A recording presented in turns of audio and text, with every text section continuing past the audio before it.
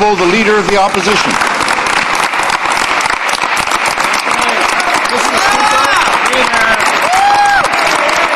Mr. Speaker, during the parliamentary break week, Liberals were out listening to Canadians.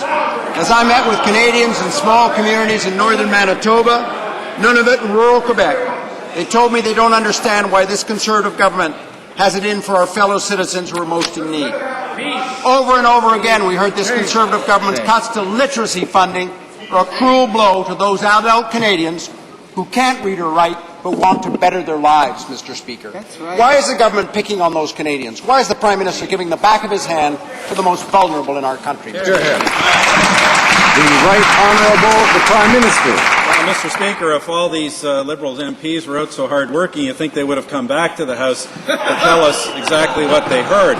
But, Mr. Speaker, you will know that the government in the next 2 years will spend over $80 million on literacy, and we want to make sure those dollars are spent as effectively as possible. Honourable the Leader of the Opposition. Well, I wish the Prime Minister would go to Nunavut, Mr. Speaker. There, the literacy programs be decimated. The Literacy Partners of Manitoba, cut to pieces. And Quebecers are telling us those who can't read instruction manuals for their kids' report cards, forget about it. Mr. Speaker, Canadians understand that the 21st century literacy means economic survival. Why is the government destroying hope for those Canadian adults who have serious literacy challenges? How can this government both be so mean-spirited and so economically irresponsible, Mr. Speaker? Right Honourable the Prime Minister. Mr. Speaker, I think the most effective way of dealing with that kind of exaggeration is once again simply with the facts. The government is spending over $80 million a year in the next 2 years on literacy. The government has announced new funding for immigration settlement, which will also contribute to literacy programs. Fact of the matter is that under the previous government for 13 years, adult illiteracy went up. We're going to make sure we spend effectively so that it goes down. Honourable the Leader of the Opposition. Of course, Mr. Speaker, but workers in the forestry industry in Quebec, what happens to them when they lose their jobs? The Prime Minister has completely set down arms facing the Americans. The result is loss of jobs in Quebec. Even his Minister of Economic Development worsens things, claiming that this is because of environmental programs that come from Quebec. What irresponsible ignorance, Mr. Speaker. When will this Prime Minister and his Minister of Economic Development do their jobs and help the workers in regions that are experiencing difficulties? The Right Honourable the Prime Minister. Mr. Speaker, this government knows there are major challenges in the forestry industry. That's why yesterday in the last budget adopted by this government, there are funds for the industry as well as for older workers. But it's essential that we get a softwood lumber agreement to give some stability to the industry. That's why our agreement has been supported by the government of Quebec, by the unions in Quebec, and by the companies in Quebec. The Liberal Party should support that agreement. The Honourable Member for Westmount Ville-Marie. Mr. Speaker, over 1,600 forestry jobs were lost in Quebec and Ontario in the last week alone. The supposed agreement with the U.S. on softwood lumber didn't solve anything. The promised stability is just smoke and mirrors. Does the Prime Minister share the erroneous and simplistic explanation of his Minister of Economic Development, who blames the Coulon report, blames the Quebec government, blames environmentalists for the forestry sector crisis? The Honourable Ministry of Industry. Mr. Speaker, contrary to what my colleagues seems to think in the Liberal benches, it's important to state here that we did in 6 months what the former government couldn't do in 4 years. We solved this crisis. We put money back in Canadian industrialists' pockets. That's why we're asking Parliament to support us and to support older workers, to support the softwood lumber industry by voting in favour of the agreement. The Honourable Member for Westmount Ville-Marie. Mr. Speaker, jobs are being lost throughout Quebec, in Saguenay-Lac-Saint-Jean, in Abitibi-Témiscamingue, in northern Quebec, in the north shore of the St. Lawrence. It's a catastrophe when half the workers in the small towns and villages lose their job because of the forestry crisis. The Conservative minority government has denied the existence of the problem and has been dragging its feet for 9 months. What does the Prime Minister intend to do to help these towns and villages, these families, these workers? Why hasn't he done anything up until now? The Honourable Minister of Industry. Well, Mr. Speaker, I'm surprised to hear my colleagues say we're dragging our feet. 13 years they were in power. Corrupt Liberal government. They could have solved that softwood problem, but in just 6 months we solved that problem. We're bringing back the money, the stability, and we're bringing a profitable future for people in the softwood lumber industry, Mr. Speaker. L'honorable député. The Honourable Member for Laurier-Sainte-Marie. Mr. Speaker, already fragile because of the softwood lumber crisis, the forestry industry has been in crisis that is of unprecedented scale. Well, 9,000 jobs lost in Quebec. It's only now that the Prime Minister has recognized that the U.S.-Canada agreement is insufficient to help the workers and companies in the forestry sector. Unfortunately, he also refuses to say what kind of aid will be provided and when it will arrive. When will the Prime Minister finally take action? The Bloc Québécois proposed a concrete plan. Will he inspire himself from that to help all the people involved in this forestry industry? The Right Honourable Prime Minister. Mr. Speaker, once again, the softwood lumber agreement is necessary for the future of this industry.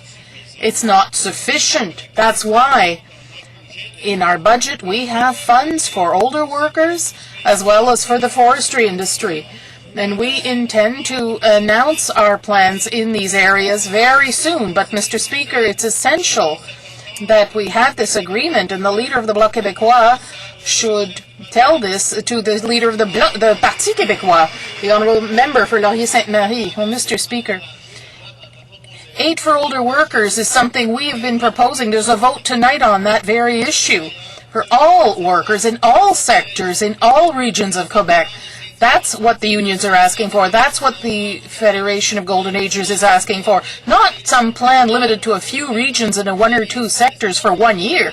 Will the Prime Minister understand that people over 55, 30 years seniority, cannot be retrained from forestry to computers overnight? These are not old coats to be thrown away. These are people who need help, and help to live a decent life, Mr. Speaker. Could the Prime Minister answer that?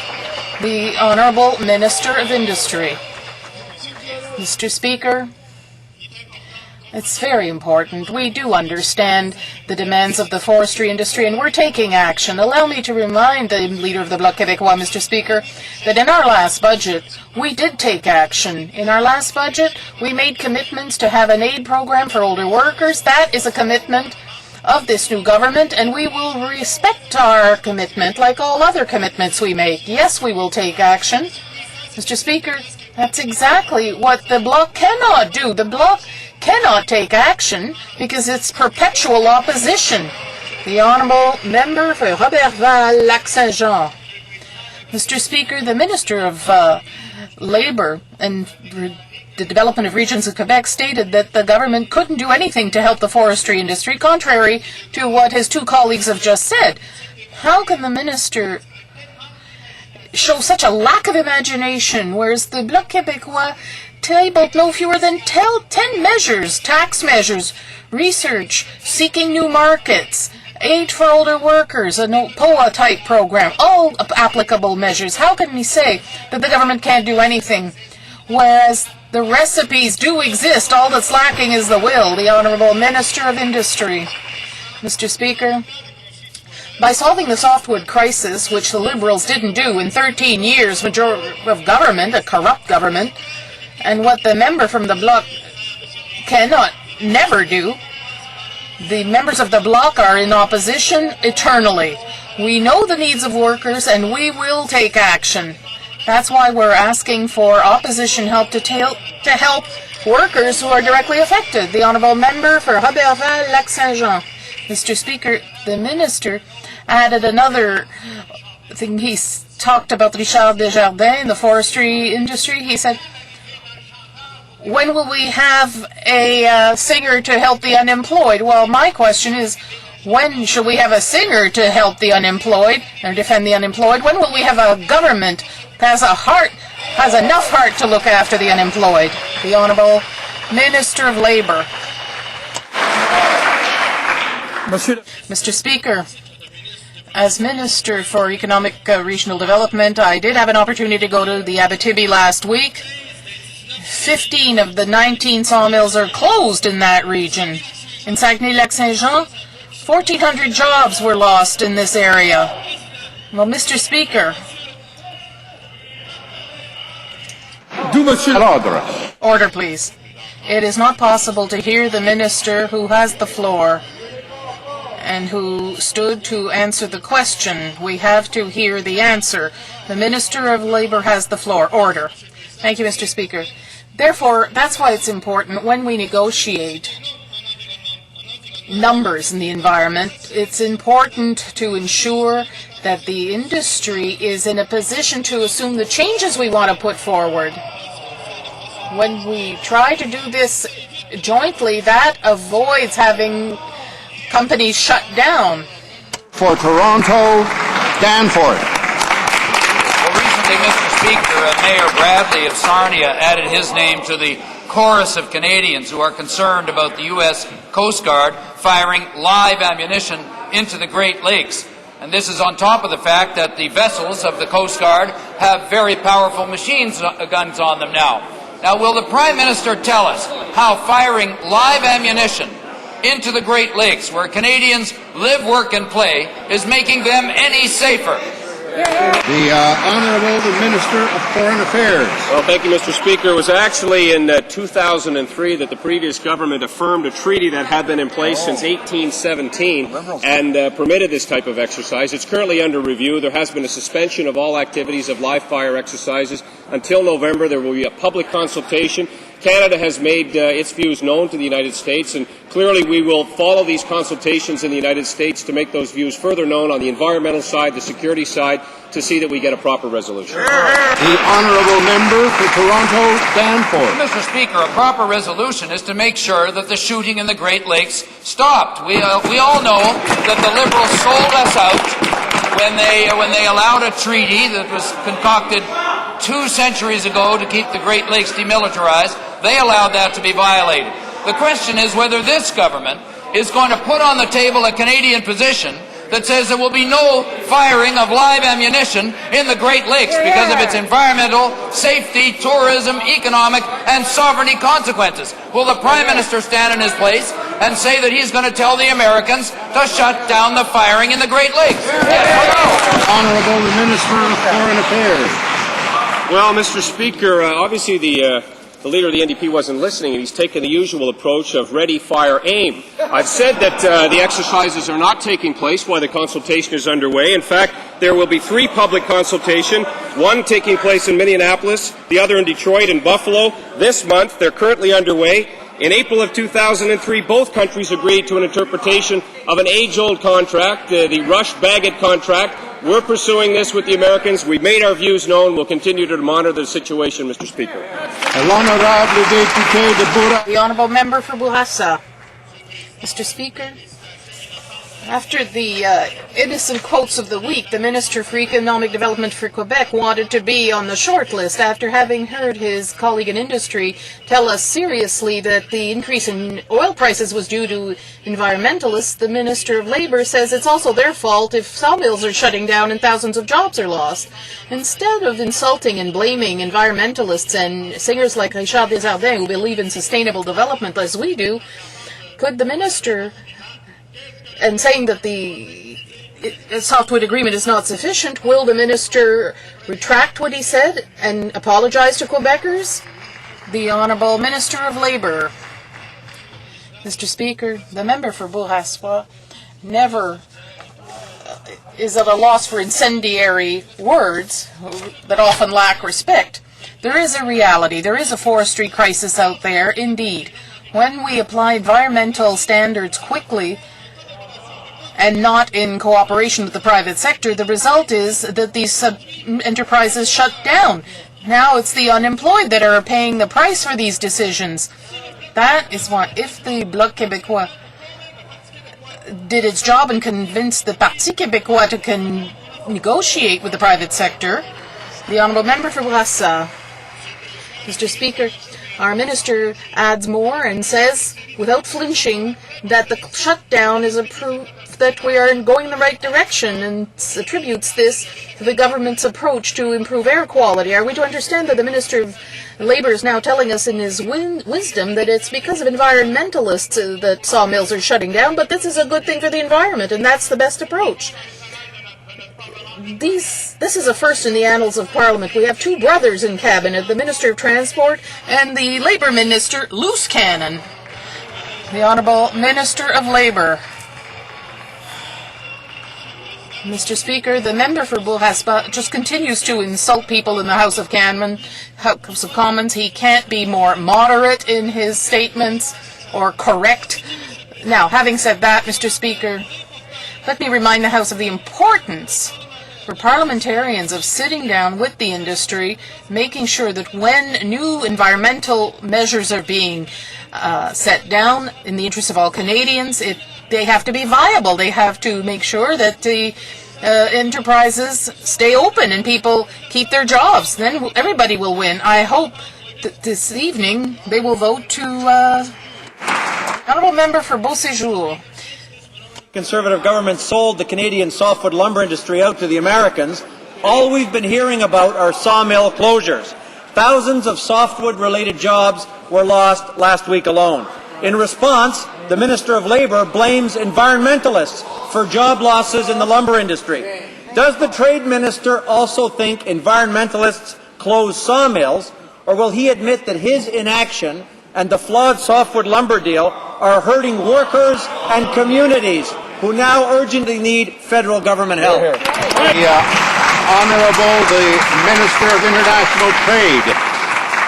Well, Mr. Speaker, the honourable member perhaps is trying to suggest that the U.S. housing market has taken a severe downturn because of the softwood lumber agreement, which he knows is patent nonsense. In fact, what he really is saying is he wants to go back to litigation. He wants to go back to spending millions of dollars on lawyers. He wants to go back to higher duties payable to the U.S. Treasury. He wants the uncertainty, the job loss, and the destruction to companies and communities from continuing the fight on softwood lumber.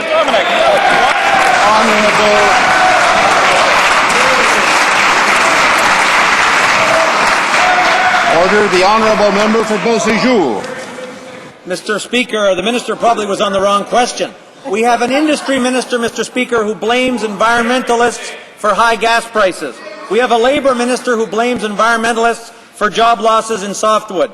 We have an environment minister who will also get around to blaming environmentalists for her inaction on climate change. Mr. Speaker, instead of passing the buck, will this Minister of Trade pass the support package that he himself announced last November, which will immediately aid softwood communities and workers? That's right. Honourable the Minister of International Trade. Well, we do indeed have some very excellent ministers in this cabinet, and I'm very proud of them. But I do want to salute them all.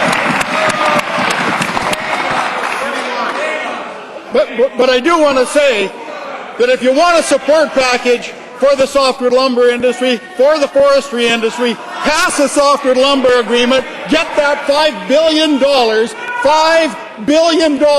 into the hands of the companies so they can build their business. The Honourable Member for Montmagny-Lillet, Kamouraska, Rivière-du-Loup. Yes, Mr. Speaker. The softwood lumber agreement is insufficient, as the Prime Minister has finally admitted. Since the beginning of this crisis, the Bloc has been proposing a number of measures to support the industry and the workers, but this government, almost 1 year in power, has done nothing yet. How can the Minister of Trade deny the necessity to establish measures to help the situation, whereas this is unprecedented in proportion? How can the Prime Minister refuse? The ideas are there. All that's missing is the will. The Honourable Minister of Industry. Mr. Speaker, allow me to remind my honourable colleague that in the last budget that we tabled, and which the Bloc voted for, as did our Liberal colleagues, we clearly demonstrated our intention to have a program to help older workers, and we will take action.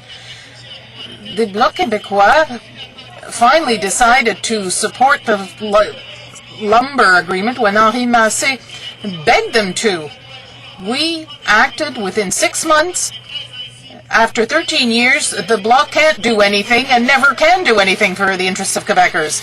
The Honourable Member for Kamouraska, Rivière-du-Loup. Mr. Speaker, the government has had a feasibility study. It's not feasibility studies we need, it's action.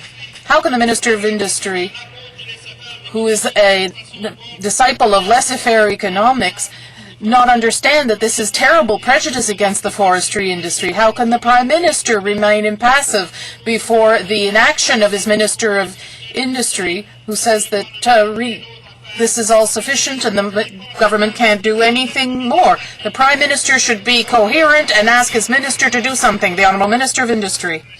Mr. Speaker, I have here Yves Boisvert of La Presse, 8th September, who's talking about action, and he says about the leader of the Bloc Québécois, when you're the leader of a party in Ottawa, in these troubled times, if you don't have a clear position on issues, the most serious issues of the day, such as softwood lumber, we're asking him to have a significant position and vote in favor of it. I'm not the one saying all this. It's Yves Boisvert in La Presse, September 8th last. The Honourable Member for Rosemont-la-Petite-Patrie. The government's position on the environment is becoming more and more confusing and nebulous. The last trick in the minister's bag is to give the oil industry the possibility of reducing the intensity of greenhouse gas emission, whereas she could set specific targets. How can the government explain that in addition to rejecting Kyoto objectives, it's giving advantages to its friends in the oil industry, whereas there's nothing comparable for other industries? Why is it a double standard, Mr. Speaker? The Honourable Minister of the Environment. Speaker, I would just ask the honourable member to wait for our plan to be released. This government obviously will be treating all sectors equally. We've assured that to industry sectors and Canadians across this country, and I would ask him to work with us. Because, Mr. Speaker, the environment is an issue that matters to all Canadians. It matters to every party in this House, and we have for the first time an opportunity in this chamber to debate and discuss a piece of legislation of this caliber, and I would ask him to wait for the legislation and support it. Hear, hear. The Honourable Member for Rosemont-la-Petite-Patrie. Mr. Speaker, the short-term approach is to launch a new round of negotiations with Quebec, the provinces, and the industry. This is a very short-sighted view. How could the Prime Minister explain that while the glaciers are melting, the government is consulting rather than taking action? The Honourable Minister of the Environment. In fact, Mr. Speaker, we've spent the summer consulting with every province and territory, over 63 industry associations. We'll continue to work with all of our stakeholders and environmental groups. And as I said, I would ask the honourable member to wait for the plan to be released and work with us on it. The honourable member for York West. Mr. Speaker, for 60 years, the Canadian Mortgage and Housing Corporation has helped countless Canadians become homeowners. This valuable organization, which helps Canadians achieve their dreams of owning their own home, will soon be on the government's chopping block. There are reports that this minority Conservative government is planning to privatize CMHC. Continuing this fend-for-yourself approach which hurts vulnerable Canadians. Why is this mean-spirited Prime Minister so determined to cut programs that help millions of Canadians? Right. The Honourable the Minister of Social Development. Well, Mr. Speaker, I have to be honest with you, it never occurred to us to privatize CMHC. Reports to the contrary are simply untrue, false, erroneous, inaccurate, and downright wrong. The Honourable Member for York West. Mr. Speaker, we've heard that before, so I don't take that as an answer. Order. We have to be able to hear the question. How's the Minister going to be able to answer if we can't hear the question? The member for York West has the floor. We'll Have a little more order in the House, please. Thank you, Mr. Speaker. Well, the fact that this government is even considering such a travesty, regardless of what they said, shows how little they care about Canadians and building our great country. Even Conservative MPs admit that affordable housing is at a critical stage in their ridings. CMHC helps Canadians enter the housing market, and privatization would change an organization that currently benefits so many into one that benefits a select few. Home ownership is a dream for many Canadians. Why does this government want to turn it into a nightmare? Honourable, the Minister of Human Resources and Social Development. Order. Well, Mr. Speaker, as I said, reports about any privatization of CMHC are unfounded, baseless, and do not even merit discussion because they're not on the agenda. CMHC will continue to provide over $2 billion in affordable housing assistance that will help 630,000 families right across this country. Bravo! The Honourable Member for Notre-Dame-de-Grâce-Lachine. Thank you, Mr. Speaker. If what this minister says is true, she should perhaps inform the head of CMHC, because she thinks that the government does want to close down or privatize CMHC. So while this government is stocking away huge surpluses, like which were the legacy of the former Liberal government, why don't they have? Why are they planning to have a private company, privatize this company? Those who benefited from the CMHC can. The Honourable Minister of Human Resources and Social Development. We are not planning any privatization of CMHC. I repeat, we are not planning any privatization. Better say it a third time, I think. The Honourable Member for Notre-Dame-de-Grâce-Lachine.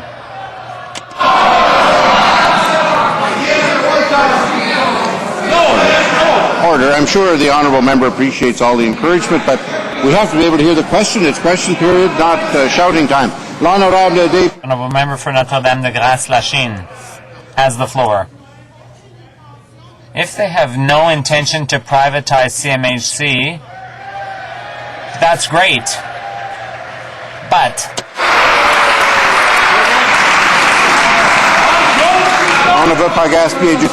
we don't want to waste time. The Honourable Member for Notre-Dame.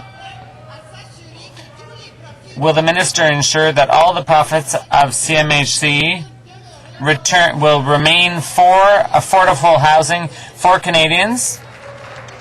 The Honourable Minister, the Right Honourable the Prime Minister.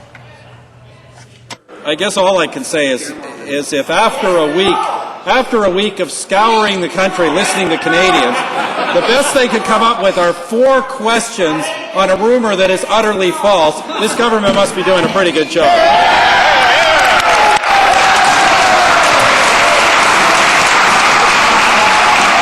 Order. The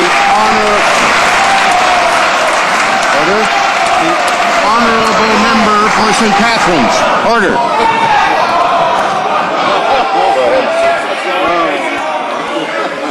Well, Mr. Speaker, on the theme of continuing on the theme of good government, Mr. Speaker, our government understands the important role that health research has within the medical community and the benefits it provides to all Canadians, Mr. Speaker.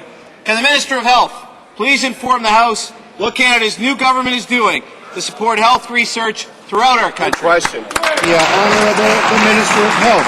Speaker, I'd be pleased to answer that question. I thank the Honourable Member from St. Catharines for the question. And indeed, last week I announced $348 million extra dollars in funding for health research projects, including in the area of wait times, pandemics, and cardiac health. In the 2006 budget, we increased the budget for the Canadian Institutes for Health Research by $17 million, an additional $21.5 million over 5 years for pandemic preparedness. Mr. Speaker, this government is acting for health research, better health outcomes for Canadians. After 13 years of inaction, this government is acting, Mr. Speaker. The Honourable Member for London Fanshawe. Well, thank you, Mr. Speaker. I I'm sorry, I have to say that Canadians are very, very skeptical about this housing strategy from the new government. The Liberals starved housing in this country, and now, according to the reports, the Conservatives are prepared to kill it. We need more affordable housing, not less. There is a national crisis out there, Mr. Speaker. I want to hear, absolutely, not only that this minister is committed to funding affordable housing and will not be privatizing our National Housing Corporation, I want to hear her say that they will stop the privatization. The Honourable Member of Human Resources and Social Development. Orders. Mr. Speaker, it's rather difficult to stop something that was never started or even contemplated. So, Mr. Speaker, we will not have any plans to privatize CMHC. Any reports to the contrary are unfounded, baseless, without any reason, without any factual background whatsoever. The Honourable Member for London Fanshawe. I'm sorry, Mr. Speaker. I heard the same words from this minister when she talked about supporting Skippy. And in my riding, 6 out of 10 projects have been cut. 6 out of 10 projects, Mr. Speaker, for the most vulnerable people in this country. I want to hear once again that this government is prepared to bring forward a national housing program and to make sure that people in this country are properly housed. There will be no privatization. Order. The Honourable Minister of Social Development. Well, Mr. Speaker, we recognize how important it is to take care of those less fortunate in our society. That's why we're spending over $2 billion a year through CMHC on affordable housing. That will help over 630,000 families right across this country. That's why also, Mr. Speaker, we renewed all of the programming for Skippy and for the homelessness. And in fact, Mr. Speaker, we confirmed that $37 million for that program that went unspent by the previous government was available this year. The Honourable Member for Malpeque. Mr. Speaker, this minority government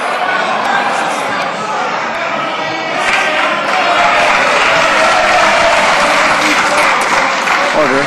It's obvious the member for Malpeque is a very popular member, but we want to be able to hear his question. That's what he's standing for. Mr. Speaker, this minority government, in its attempt to destroy the Canadian Wheat Board, did the unconscionable in a democratic society. The Minister of Agriculture, through an order in council, shattered freedom of speech, Mr. Speaker, for farmer-elected directors. The order stated in part, and I quote, "It shall not advocate the retention of its powers." This directive, Mr. Speaker, goes against every principle in a free society for citizens elected to represent their electors. Will the minister rescind this order now? Honourable the Minister. Order. The Honourable the Minister of Agriculture and Agri-Food.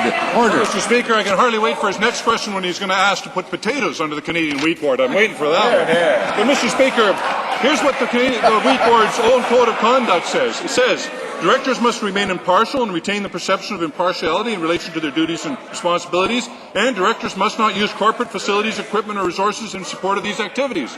That's what the Wheat Board's own code of conduct says. Our order in council, Mr. Speaker, simply reaffirms that.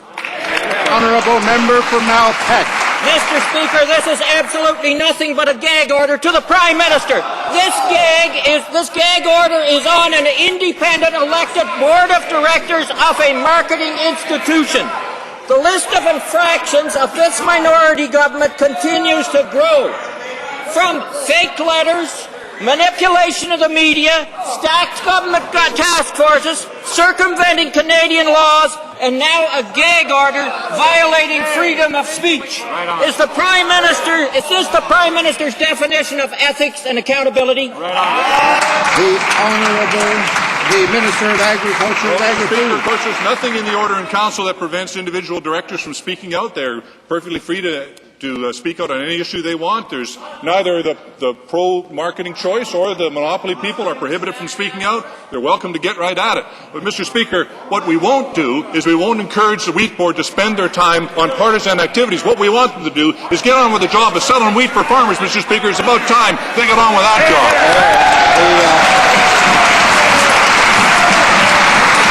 The honourable member for Wascana. Mr. Speaker, well, there's obviously one rule for the government and one rule for the board. That's right. Mr. Speaker, the government of Saskatchewan says that destroying the Canadian Wheat Board's marketing system would slash grain incomes in Saskatchewan by at least $300 million a year. The law enacted by this Parliament gives Western farmers the legal guarantee that before any marketing change, prairie farmers must be given the opportunity to vote on that specific change in a fair and democratic plebiscite. Will the Minister commit himself today to fully respecting the farmers' democratic right to vote on this specific issue? The Honourable Minister of Agriculture and Agri-Food. While this member was the Minister of Agriculture, farmers went to jail for trying to market their own product. We don't want to see that happen anymore. Mr. Speaker, we think farmers should have the choice to market their grain in a way that best benefits their farm and their individual corporate choices. But, Mr. Speaker, there was testimony before committee last week of the Agriculture Committee that the Canadian Wheat Board actually costs farmers money. But, Mr. Speaker, most importantly, we want to give marketing choice to farmers, something we campaigned on. Mr. Speaker, we like to keep our campaign promises, something that's a foreign concept to the party opposite. Honourable member for Wascana. Well, then let the farmers vote. It is unbelievable that this minority Conservative government would plan to kill the wheat board and kill farmers' right to vote all at the same time. Gone would be the single desk marketing system and producer cars and short-line rail systems and the Port of Churchill and anyone to stand up to the anti-farmer market power of the grain companies and the railways. So much for transparency and accountability. Why does this minister fail to respect the farmers' legal right to vote? What is he afraid of? The Minister of Agriculture and Agri-Food. Order. Mr. Speaker, we forgot to add to that list getting rid of the crow rate. Oh, wait a minute, he did that. I forgot about that. Mr. Speaker, in addition, Mr. Speaker, we're involving the farmers in this process. We've appointed a task force to give options, Mr. Speaker, to what we've campaigned on openly. And, Mr. Speaker, we look forward to the day when Canadian farmers have the choice on how they market their grain, Mr. Speaker. We look forward to a strong Canadian wheat board in a multi-choice world. The honourable member for Trois-Rivières. Mr. Speaker, the government severely slashed literacy funding, which will seriously undermine the activities designed to reach a number of workers who have been hard hit by the softwood lumber crisis. Why is the government so determined to cut literacy funding, which is so needed to help laid off textile, clothing and softwood lumber workers? Why is the government going after those people? The Honourable Minister of Social Development. We recognize that Canadians need to know how to read and write and do their numbers. That's quite simple. That's why we're investing over $80 million in literacy. But, Mr. Speaker, we're going to invest it in programs that deliver real results to Canadians. We are not going to invest that money in advocates and lobbyists who don't get any literacy results on the ground. The Honourable Member for Trois-Rivières. The government also significantly cut back funding for status of women. What incited this government to cut budgets by 30% for promoting women's equality? That funding had already been severely cut back and was clearly insufficient. The Honourable Minister of Social Development. Speaker, this government has not cut any program spending on women. None. We have cut administration, yes, because that does not help women on the ground. Our programming is going to continue. This government is delivering real service for women. The other previous government talked about protecting women. We're doing it. That's the difference. The Honourable Member for Mississauga, Brampton South. Mr. Speaker, last week the Treasury Board President improperly inserted himself in a municipal election by withholding $200 million in previously committed funding for Ottawa's light rail project. The minister could have taken action on this file, but instead he waited weeks after the contract was signed to announce through the media that the government was withholding funds. Did the Prime Minister approve of the minister's decision to withhold this funding? And does the Prime Minister believe that all current infrastructure agreements with municipalities should be put on hold until after all municipal elections? The President of the Treasury Board. Thank you very much, Mr. Speaker. Mr. Speaker, I've been reading a significant amount on this. I can tell the member opposite that we strongly support public transit. It's important for our environment. It's important for our public servants to get to work. It's also very important to reduce congestion, Mr. Speaker. I read in the Ottawa Sun in their editorial on October the 4th entitled Feds on Right Track. Too often in the past we have seen governments at various levels toss around tax money without taking adequate care that it's well spent. Ottawa Citizen editorial. The unprecedented scope of the investment makes a final ratifying endorsement by the new council entirely appropriate. Honourable Member for Barrie. Crimes end lives, shatters families, and frightens communities. With gun, gang, and drug crime on the rise, Canadians are demanding action. One of the main platform commitments of this government made during the last election was to get tough on crime and work towards making our communities safer. Can the Justice Minister update the House on the status of the new government's crime agenda? The Honourable the Minister of Justice. Speaker, I want to thank the Honourable Member for his excellent question and for his continued work on this issue. Since assuming office, Canada's new government has moved swiftly to tackle crime and protect Canadians.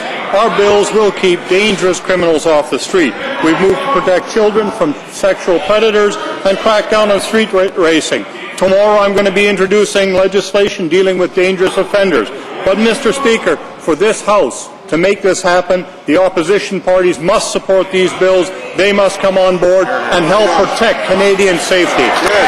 The Honourable Member for Burnaby, New Westminster. Mr. Speaker, even the Parti Québécois has finally understood how incompetent the Softwood lumber deal is. André Boisclair has denounced it. So where's the Bloc Québécois in all of this? Jobs by the Softwood sellout is total. Quebec, Northern Ontario, Saskatchewan, British Columbia, nearly 3,000 jobs lost in a week. Will the minister stop his bungling and stop imposing this bad deal? The Honourable the Minister of International Trade. Well, Mr. Speaker, it's always entertaining for me to listen to the new ways that this member can spew his partisan ideology and venom in this House. I think it's about time, Mr. Speaker, that honourable member told this House and told Canadians what he's really proposing. He's proposing a continuation of lumber trade wars, a continuation of litigation, a continuation of hundreds of millions of dollars into the U.S. Treasury, and a destruction of the softwood lumber industry in this country. He loves Georgia. The Honourable Member for Burnaby, New Westminster. Au contraire, Monsieur le Président. On the contrary, Mr. Speaker, on the contrary. The Court of International Trade ruled that Canadians would get every single penny back of the illegal taken tariffs. Every single one. Not giving away $1 billion. This $1 billion botched sellout of this minister is the only thing stopping Canadians from justice. We see administrative chaos at the border, double taxation, pages of new text in the sellout that haven't been made public. What a mess, Mr. Speaker. What other aspects of his brutal bungling is this minister trying to cover up? The Honourable the Minister of International Trade. Well, Mr. Speaker, I really don't know what to say about somebody who refuses to admit the truth. The truth is, we've been winning legal battles. The truth is, those battles can go on for 2 or 3 years. The truth is, new cases can be brought. The truth is, that member does not care. That member is not responsible, and he's promoting a deception on the Canadian people and the workers in the softwood lumber industry. Here. The Honourable Member for Mississauga, Brampton South. Mr. Speaker, This minister did nothing until he realized he could interfere in a municipal election. And it gets worse. The minister's political staff have confirmed they leaked confidential documents in order to justify this minister's irresponsible and unprecedented actions. The minister received this contract under the strict condition that confidentiality would be respected as required under the Privacy Act. Mr. Speaker, did the minister and his staff circulate this confidential contract to the media knowing full well that Canadian taxpayers would be held liable? The Honourable, the President of the Treasury Board. Thank you very much, Mr. Speaker.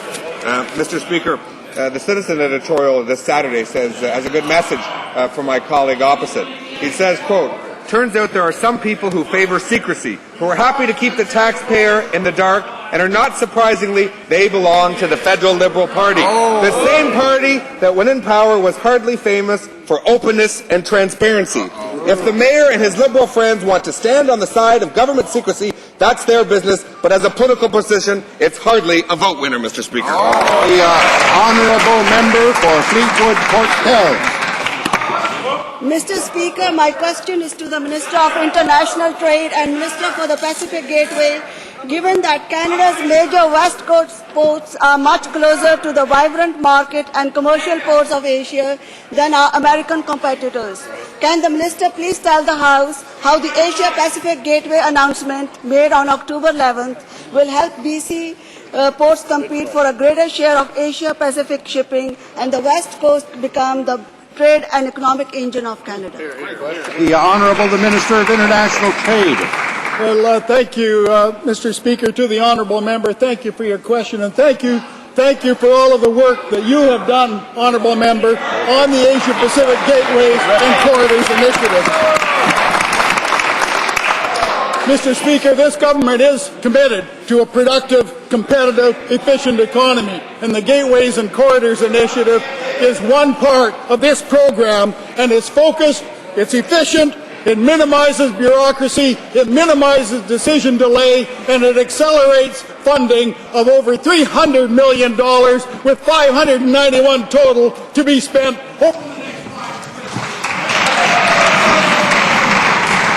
Ordered. I'd like to draw to the attention of honourable members the presence in the gallery of the Honourable Mohammed Miansouro, the Chairman of the Senate of the Islamic Republic of Pakistan.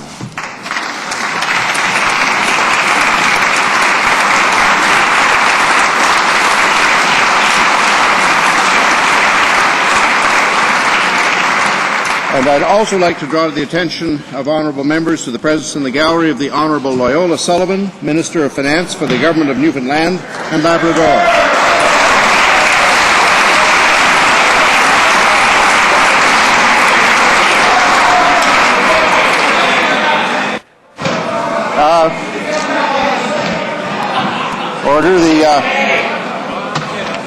Order. I understand the honourable member for Burnaby, New Westminster, has a question of privilege arising out of the question period, so we'll hear him now. Mr. Speaker, thank you very much. The Minister of International Trade went overboard. I understand he's desperate, defending a very bad deal.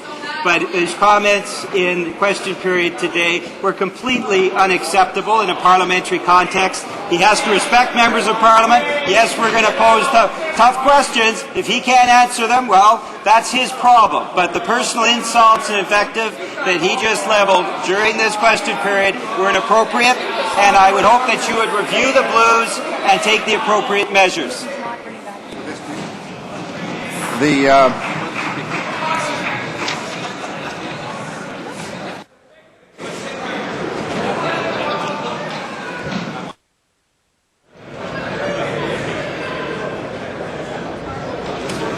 Well, I'll review the answer to that the honourable member is complaining about and see if there was anything that was unparliamentary in it.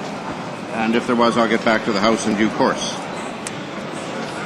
Now, the honourable member for Nepean Carleton is rising on a question of privilege also. Mr. Speaker, I rise today to respond to the point of privilege raised by the member for Mississauga South in this House of Commons on October 5th. The member for Mississauga South claims that he has been threatened. He claims that he feels